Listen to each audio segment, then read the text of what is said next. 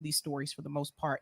So I try to cover a little bit of everything. I have made changes on foreign policy, and I have decided Mm, that I'm not going to focus as heavily on Russia and Ukraine anymore, not necessarily because of the censorship, but because everybody is covering that. So for me, I decided to cover more or focus more on the countries that I feel are not heavily covered, like Yeah. Haiti and Dominican Republic, what's going on over there, what's happening in Ethiopia. So I'm trying to focus more on the countries where there's people where there's black people and people of color that are not being covered as much as the mm, European countries. So I have made changes there. Definitely. I think we did that. We decided to do that too. We stopped.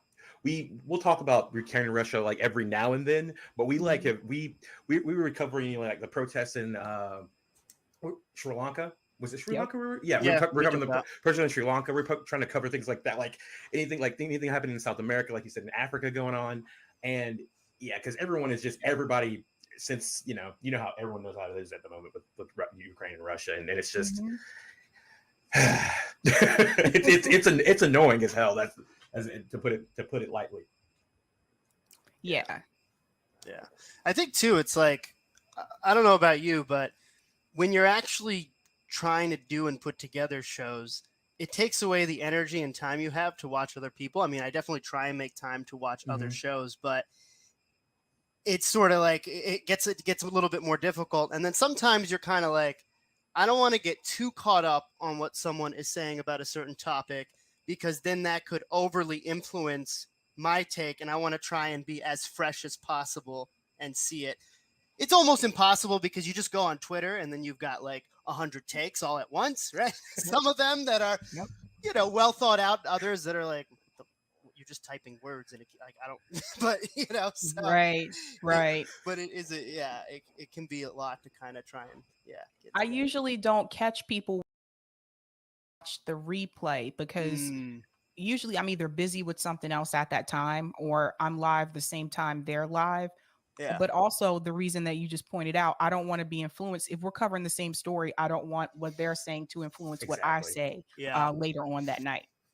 yeah. Yeah, I think like I'm usually researching or like reading, so it's like it's a little bit harder to sometimes I watch things just like, and it's gonna be something I'm gonna watch that I want to put in the show, but like besides like just watching a full show, like if I'm not researching, so if I'm researching something, I'm usually just not invested in like someone else talk, because trying to get my own opinion, trying to form my own opinion, and like you said, like just getting multiple sources, because a lot of times it does Mhm. seem like people just copy and paste things and didn't do any research on it, and they either don't take back because they know it's blatantly wrong and they want to keep going with it, or they just don't want to admit they're wrong. So it's like I'd rather just wait and get the best information I can, and then come out with it, like you said, like the next day or like a couple days later, opposed to Yeah. live.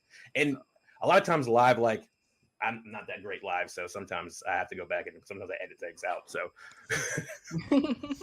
Yeah. So, um, going off a little bit of what we were talking about, there obviously is a little bit. There's been a rift on the left for a while, right? Um, and a lot of times it comes down to that some people still believe in the electoral system, while others are advocating to work outside of it. And of course, it's a spectrum, right? It's not always one or the other, but there it does sort of at times be simplified into those two camps in a sense. And I feel like that is where a lot of the rift comes. It comes in different forms, but maybe you disagree, but I think that's the basis of and foundation of where a lot of these spouts come from sometimes, right? um do you think there is a place to meet in the middle at all between these two groups? And I guess going off of that, what do you feel is the biggest challenge that the left needs to overcome? Good question. I'll be honest with you with the first part of your question. I can't speak for everyone else, but in terms of meeting in the middle, I have tried that. Yeah, And I've tried it in different ways. I've tried it through summits, right? yeah, Like, because you guys know we do like a lot of summits. I've tried it through that way, focusing on issues that we all are concerned about, like, for example, healthcare or um, women's rights issues. Like, I've tried it that way. yeah, Um, what I have found is that this space is very territorial. in the sense that some people don't want to be on a panel with another person Yes. for whatever reason, and it may have nothing to do with electoralism. So these are some of the challenges that I've run into, and those of us at RBN have run into when we do these panels and we do these summits. There are certain people that don't want to be on a panel with someone else. We've tried to meet people that way, like in the middle. Then the other aspect that comes along with this is brand. There are some people that may feel that it hurts their brand to have those conversations with the people who disagree with them on strategy. And so Hmm. I get that too, depending on who their employer is. That's another thing. Not all of us are truly independent. Yeah. Some people have sponsorships, right? Like we don't have a sponsor, like at RBN, I don't have a sponsor. So that's part of it. And some people feel it may hurt their money, like to be honest with you. So Hmm. I think for people who this is their career, like this Yeah. is their, so they may be sponsored by, like, for example, TYT has sponsors, obviously. Yeah, of They course. mentioned this in their show. David Pacman has Oh. sponsors. But there's other people who they may not necessarily have a sponsor on YouTube per se, but they Yeah. have people that donate and subscribe to them or have subscriptions to them. And these are people who are wealthy. Right. So they may not like them talking to someone who is, I don't know, like us, that's anti-war. So Mhm. there's those things that come into play as well. So I have tried that, unless someone else may know of a different strategy. But I got to tell you, from my experiences, like putting together like these summits, putting people on panels, even when I did the women's summit, it's very frustrating Yeah. when you're just trying to bring people together on a panel to talk about like domestic violence, for example. And there has to be Mhm. one person that jumps in and says, "Who's on the panel? I don't want to be on a panel with that person." It's very frustrating. And so that right there let me know the left that we see today, it may have been this way before. I don't know. I was in the space then. Right. But the left that since I have been in the space, what I've noticed is they're not as unified as I thought that they were. Mhm. And before, they were unified around Bernie Sanders campaigns. Well, since Bernie lost twice in a row, Yeah. after that, people didn't really know where to go. There's no Mhm. leader of this movement. So people have kind of gone in different directions, and that's their thing. That's totally whatever they want to do. But in order to get everybody back together again, I think it's too far gone now, because people are so focused on certain personalities, and some people are focused on a brand. And so it's gotten to that point now where some people just don't want to hurt their brand, and they feel if they appear on screen with a certain person, that's going to happen. Okay. Yeah. No, you brought up some good points. Before we talk about sort of housing Michelle Wu, because I definitely want to get some of that in to get some of your thoughts on that. You brought up a couple of interesting points when it came to sponsorship, right? And how some people think it hurts their brand. Have people said, I'm not asking obviously for specifics, but have people said who you've tried to put together on panels that I can't be with this person because my sponsorship or where I'm getting my money from won't let me? Like, has that actually been a reason someone has given you, or has it been more of like, that's what you kind of think through X, Y, and Z? Yes, but not in those specific words. Okay. And it usually would not come directly from them. It would come from their assistant. So Huh. there are some people who don't, like, when you contact them for like interview or whatever, you're not talking to them, you're talking to their assistant. Okay. And so some people don't control their own Twitter accounts, for example. So Yeah. that's something that you'll run into.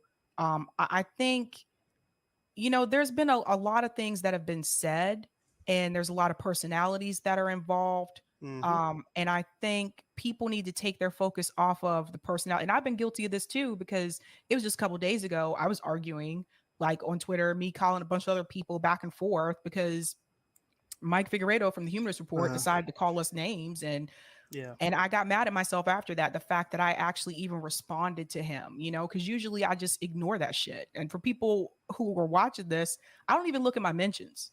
So it's really funny to me. People are like, "I tagged you into it." Yeah, I don't see any of that shit. I don't look Mm. at any of it. I don't have time for that. Some people do, I don't have time for it. But I think that there's so much focus on personalities. So people are more focused on this person said X, Y, and Z. And because it's that person that they don't like, they'll heavily attack them. And if you don't join them in attacking them, then they'll start to smear you too. But they won't say anything if it's a different person who says the exact same thing that that person said. They won't say anything because that person still supports the Democratic Party.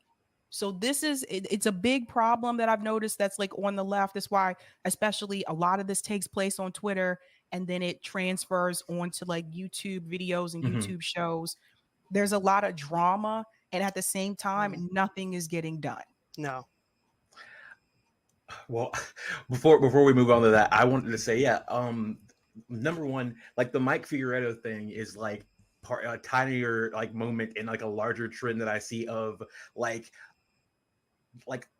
big, especially bigger white podcasters who are just dismissive of anybody who are or anybody or anything who are usually more left than them, and and usually are the ones being affected by the issues that they claim to care about and like are talking about, and then they'll just like brush off anything anybody else says. Like I saw it with Mike Fioretto. I've seen like there was a thing going on Twitter where I don't know if y'all know who the podcaster Keffels is, but Keffels was like she's transgender, but she was using her identity to pretty much attack a black trans woman, and her whole like I don't know, it was Kiwi Farms, and it was this whole thing. It's this whole like right wing thing, but she pretty much had her attacked. And then you saw that with Brianna Joy Gray like about 3 weeks ago with the what was that? I don't know that guy's name. I don't really give a shit. But he had his whole like crew pretty much attack her, and it's just a broader trend I see that a lot there's a lot of like white podcasters, and especially in the bigger realms, that like are pretty much just racists who want healthcare and weed legal, in my opinion. And I can't help but think that like if given the opportunity to do that, once they get their things settled, they're gonna abandon the left or abandon all of that. So, Right. And that's one thing. And then I see like another trend, like you said, the personalities. Like, there are certain people who they don't like, but like literally they'll just blame that person for literally every single thing. They'll blame that person or the brand for every single thing that happens, and you're just like, they have no control. Like even if you don't even agree with that person, there's no way that like that person has like control over every single bad thing that happens. It's just a bunch of distractions, and it's frustrating. Yeah. And there's a lot of, that's why, those of us at RBN came into the space, is because we did notice that there weren't as many black people like in this space. And at the same time, it was just like, we're not allowed to lead anything. Like they're the leaders and we're just supposed to follow. And if we try to go against the grain, then we're a problem. And so that's one of the reasons why why we get attacked so much, because we're telling people like, yeah, we tried it your way. We already did this. Now we're moving on to something else. And so they don't like that because we're not listening. And the other thing I noticed too, as well, as you mentioned, these things that have been happening on Twitter recently, those things have been happening behind the scenes at least as long as I've been in this space. Now it's just more in a public forum. People were able to see it publicly, but that type of rhetoric, the way that certain people, especially black people, are spoken to in this space by rich, and I say rich because a lot of these podcasters come from wealthy families. They've never been poor. They've never been working class. Some of them are millionaires, by the way. They don't really know what that experience is like, but they'll talk down to black people who have been working class or have been poor and know what the experience is like, because this is an area that they claim to know so much about, but they really don't. And they kind of see us as a threat. in a sense because we have the lived experience. So that's a part of it. But we saw this as well when Jink had the discussion with Brianna Joy Gray. Look at the way that he spoke to her. Look at the way that he spoke to Olamide Lauren when she talked to him about police abolition. This has been a constant trend.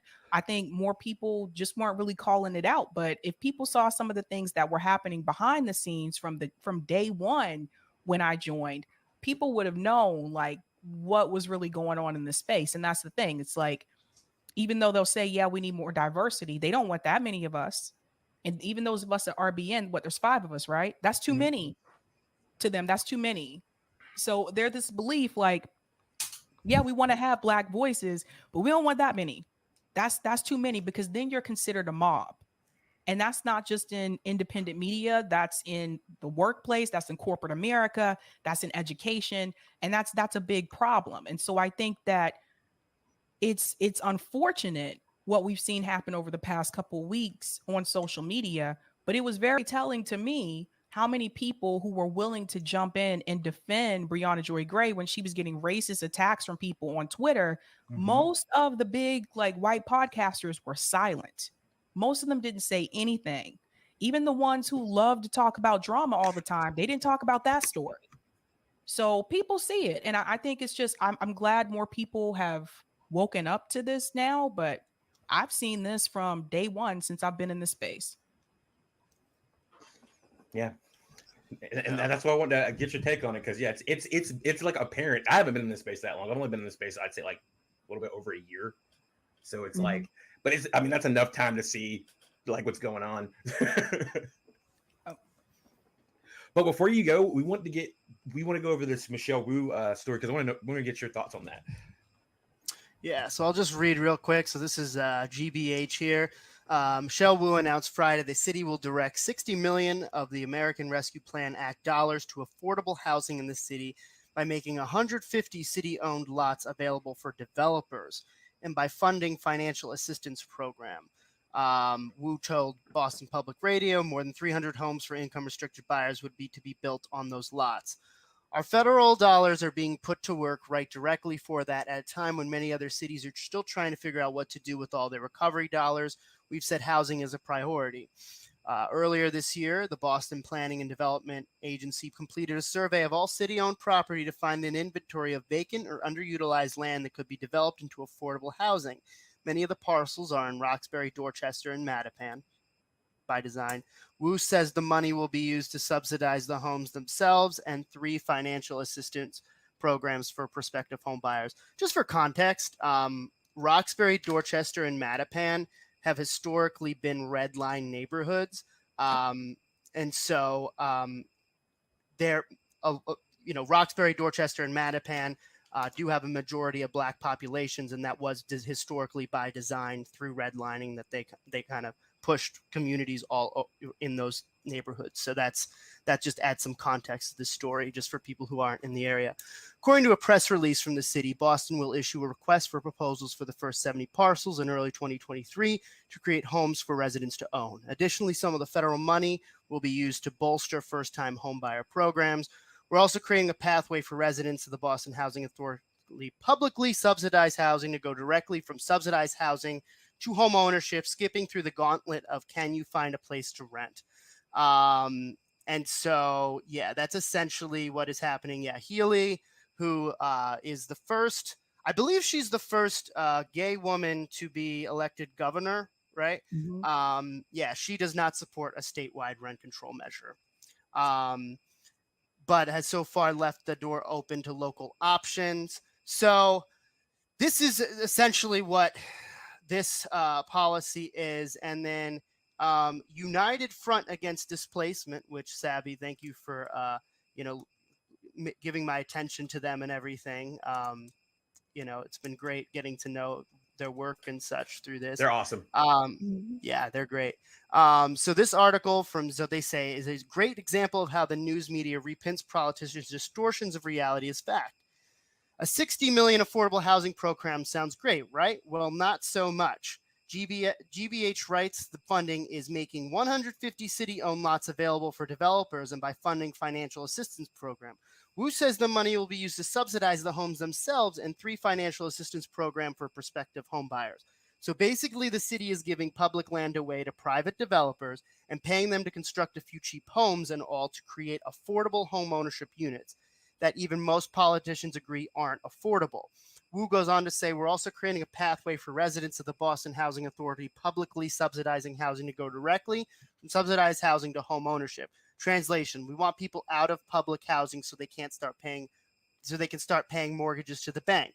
Again, this all sounds nice if you don't think about it, but really it lined up perfectly with the current bipartisan consensus to fund public housing, get people out the door however possible, and use the remaining tax money to line the pockets of the rich. That's right.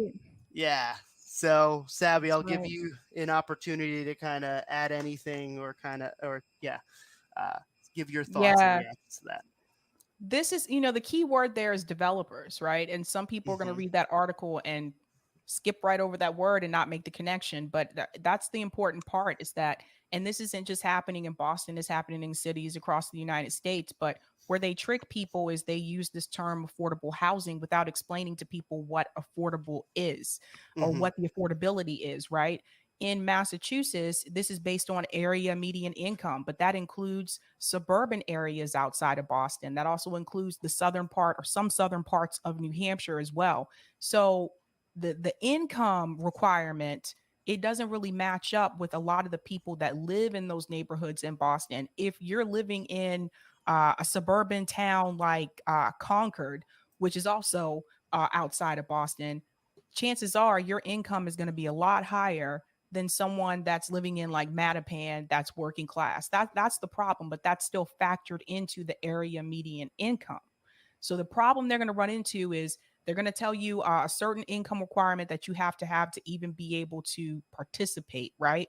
Then Mhm. you end up with that group of people that they kind of fall in the middle where they don't actually meet that requirement. They don't make enough to get affordable housing, but at the same time, they don't make too little to be a part of public housing. So those Yeah. people are Always going to get be left stuck. out. Yeah, those people are going to be stuck. And then you have the people who are in public housing units that are falling apart. They may look at it as though, oh, there's more affordable housing coming. But guess what? Most of them they won't meet the requirement to get into the affordable housing because they don't make enough money. And all this is going to do, yeah, they'll build more like affordable housing or whatever, but this is just going to be a profit. They make Mhm. it seem like they're really trying to help people, but they're not really trying to help working class and poor people. So the city's going to profit from it. Those developers are going to profit from it. And this is what I believe the plan is based on the complaints I've heard from the residents. I believe the plan is to just let the housing project units fall apart, to deteriorate, to push those residents out, push them, they'll be pushed further outside the city based on affordability. Then they'll tear those buildings down and they'll build luxury condos. Mhm. That's what happened in the South End. That's what we saw happen in South Boston. Yep. And these were places where they were working class communities that lived there. It's not that way anymore. But Boston has basically become a city for people that have money. Yeah. And we saw that happen with San Francisco, right? So, I mean, people are just being pushed further and further out because it's just not affordable for the average person anymore. That's happening. I'm in Greenville, South Carolina, and that also happens. That's literally what goes on. They'll push people out. They'll build some luxury apartments, and like 2 people will live in the whole thing, and because no one can afford it, and they're always empty, and you're just driving around, and you see these developments. No one lives in them because no one can afford them, and it's wasteful.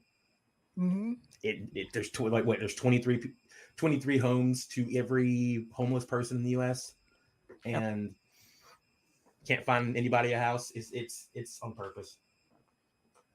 It's crazy. It's crazy. Like I said, it's happening everywhere, but it's just Boston is one of those cities where it's very expensive here, and I think that more and more people have just moved further out, and I think that will continue because people just Yeah. can't they can't afford it for so long. But the affordable housing thing, it's a gimmick. They never Mhm. really explain to you what affordable housing really is. Yeah. Notice she didn't mention an income requirement in that article, or they didn't mention an income requirement. So it makes it seem like she's doing something good for the people when in reality, this is just another way for developers and banks to get paid. And they're not going to mention, like you said, the developers. They're not going to ever mention that those are private Right. companies. It's going straight Right. to the like. They're never Right. going. There's not going to be like, oh, these are they. It's just developer. They're like quotation marks. It's not Well, public developer like yeah. developing project. It's a private. So it's going straight to like a company. Well, and then the affordable housing too. They take when they take affordable, they take the average income, I believe, of like the greater Boston area, right? There's a lot of rich suburbs right outside of greater that Boston proper that are So included insidious. in that, right? And so that's really inflates the affordability up really high. One thing too that I've noticed, I don't know about if you've noticed, Sabrina, but when it comes to the city councilors, right? Kind of, you know how like Medicare for all is like the number one thing that progressive politicians love to pivot to before they get elected, and then when they're elected, it's kind of like, oh, have you really said much about Medicare for all? Access to healthcare. That's Yep. rent control is that issue. Yep. In Boston, you hear it so Mm. much when these new city councilors are trying to get, or these candidates are trying to become city councilors. They talk about rent control all the time. I know Julia Mejia was big on rent Mhm. control. Michelle Wu had rent control in her campaign. I have not heard her talk about rent That's all control that. ever since she was elected mayor. When I was looking for when I was telling y'all that I was looking for videos, that's why I typed in like literally that's all that popped up was Michelle Wu rent control campaign, like all of these things Yeah. about her From talking about it. 2020, yeah, Yeah, they were all from like 2020. yeah, exactly. Yeah, it's really interesting too because Marty Walsh said, well, before he transitioned into DC, Marty Walsh said during a conference that we can't do rent control. Mhm. He explained this multiple times. He explained it during the debate that he had with Tito Jackson. He said, Yeah. look, we can't do rent control, but we don't even have rent stabilization either.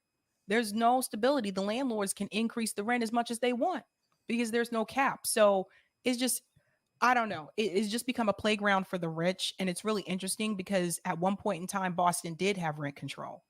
So they're serving the rich. They're serving corporate interest. Exactly. So, yeah. Well, thank you very much for joining us, Savvy. Do you have any like final plugs or anything you want to say before heading out? Just check me out this week on my channel, Sabby Sabs. I have a couple of, or well, actually a lot of news stories coming up this week, and then hopefully a couple more interviews too. I will be talking to the organizers from Mass Care. They're going to Oh. come on to talk about their initiative to try to get single payer in Massachusetts. So look for that. Awesome. And hopefully we can talk to you again soon. Yeah, definitely. Just you know how it is. Just give me a heads up, and I'll be around. I'll be around. All right. That's Thanks, Abby. great. Take Bye. care. Bye. So, I think next we could talk a little bit about. You want to talk about Amazon or Twitter? Let's talk about Amazon and then round it out with Twitter because that's gonna be fun. That'll be a little bit fun. Yeah. It's Twitter. I don't even like. It's been wild just seeing Twitter melt down in real time. It's Mhm. and just from like one tweet goes out and it's been funny because I think it's been uniting a lot of sides in hating, but at the same time it's been really weird because you have so many like it just shows how many people just like kiss billionaire butt. Mm-hmm. And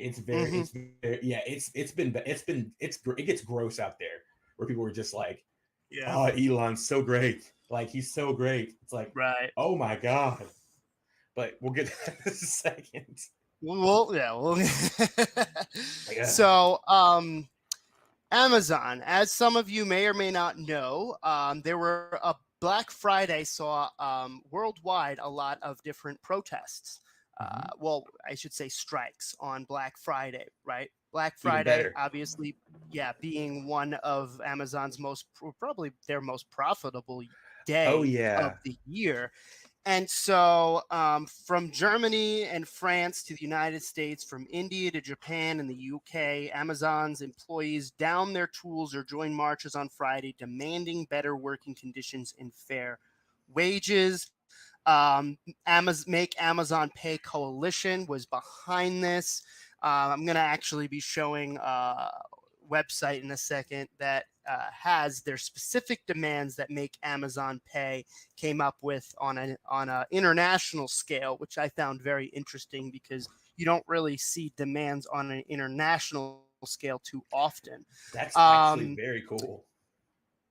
Yeah, it is. And you'll see too. I mean, I'll show it. Some of it is a little vague because when it comes to wages and, there's different realities. You have to be like, depending on where what? you are in the world.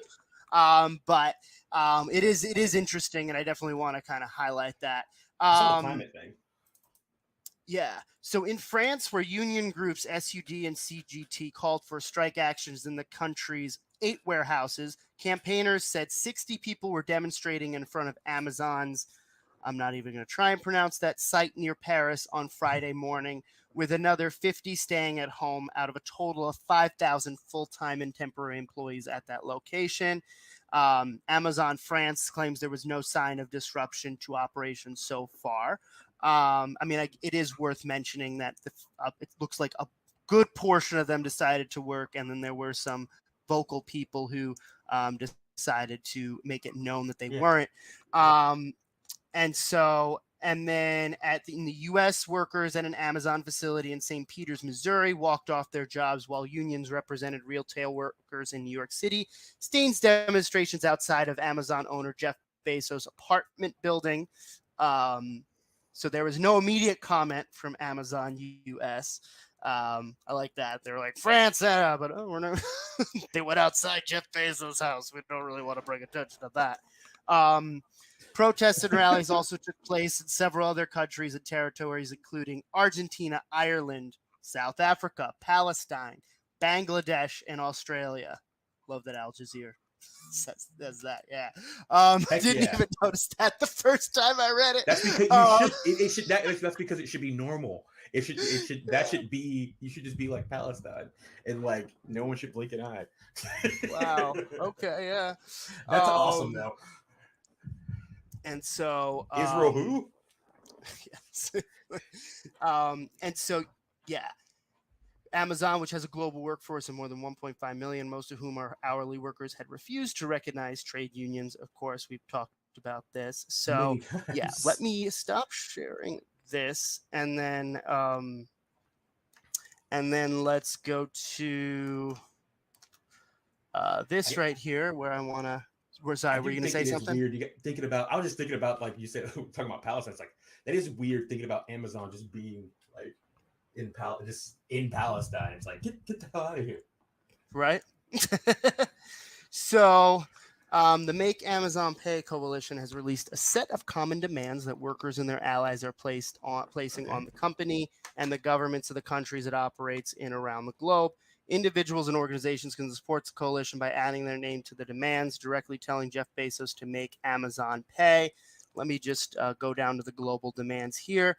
Improve the workplace by raising workers' pay in all Amazon warehouses in line with the increasing wealth of the corporation, right? Negotiate adequate break times to ensure safe work. Suspending the harsh productivity and surveillance regime Amazon has used to squeeze workers.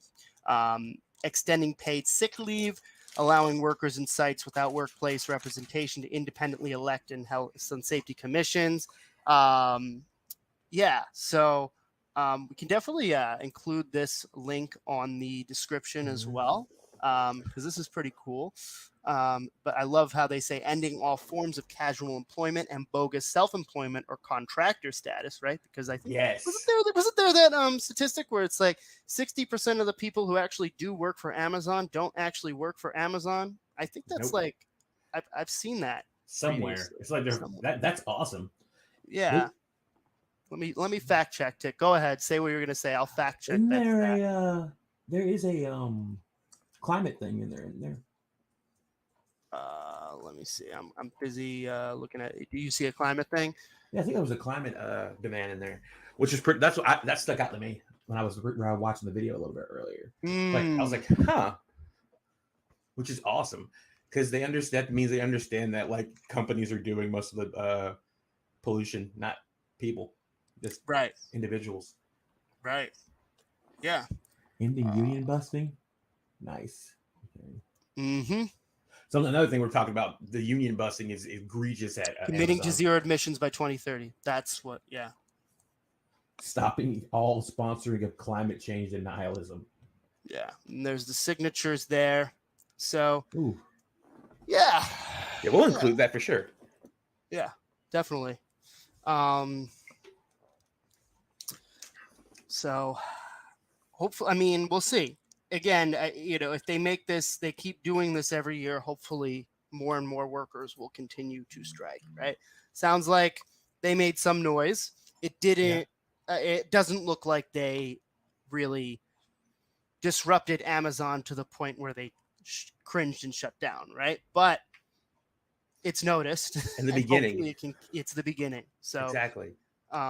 It is cool that we're working. They're trying to do what they can to work on international solidarity and such. So, yeah. Let's just share that video real fast. Okay, I'm on there. I'll make Amazon Pay. Make Amazon Pay also has a Twitter page. That's where I was. They have all the things on there. There's actually a picture of Chris Smalls in here right now. I haven't heard much from the Amazon Labor Union, ALU, lately. Yeah, I don't know. I mean, that's the thing. It's like this is a very different leadership than the ALU. But it does make me wonder, because here we have like people in Missouri, a bunch of people in Missouri walked out, right? So the energy is there. It's just, it kind of is almost like when it comes to elections, right? The energy is there for a lot of progressive policy, but it doesn't seem like it's always translating to the ballot box. And so I do wonder what is happening specifically with Amazon, because it does seem to be specifically an Amazon issue and not as much other places that are doing the same type of organizing and union work. So, yeah. I'm gonna. Here's a little bit more of a visual. Black Friday sounds kind of scary, and it was. Why? Now, for a rough Black Friday weekend as workers at the online retail giant threatened strikes during the year's busiest shopping period. Might be Black Friday. Thousands of Amazon workers, more than a dozen countries now on strike as part of the Make Amazon Pay campaign. Un mouvement de grève générale dont on parle beaucoup sur Internet. For Amazon, it will mark a worldwide strike by its employees. Amazon está amenazada, como decimos, por esas huelgas. The protest covers every major market for the company, including the United States, Australia, and New Zealand, India, and Bangladesh in South Asia, major European countries like the United Kingdom, France, Belgium, and Spain, South Africa, also Brazil and Argentina. A strike worldwide, according to Make Amazon Pay, a coalition of workers and activists. The group is demanding that the company increase wages, pay more taxes, and reduce the company's carbon footprint. They say Amazon founder Jeff Bezos is busy expanding his business in space, but here on Earth, Amazon workers are suffering. The strikes will take place at Amazon facilities, including factories, warehouses, and corporate offices. Plantas de refinería de petróleo, hasta centros de datos, las oficinas centrales, fábricas y almacenes. Así que, como decimos, afectaría a toda la cadena de suministro. An mehreren deutschen Standorten des Online-Händlers Amazon haben nach Angaben der Gewerkschaft Verdi Mitarbeiter ihre Arbeit niedergelegt. People are protesting Amazon around the globe today, and some workers planning to strike. The group Extinction Rebellion blocking access to 13 different warehouses.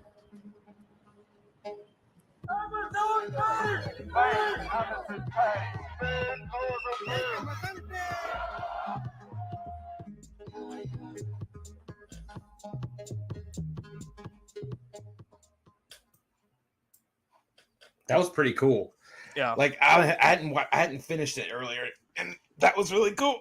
Yeah, absolutely, absolutely. Yeah. All right. Well, I guess we can. Do you think we could? Do you think we could do Twitter later in the week just to give it a little bit more time? So we're Yes, I would like to. Maybe actually, we could probably see if we can. We'll talk about that after.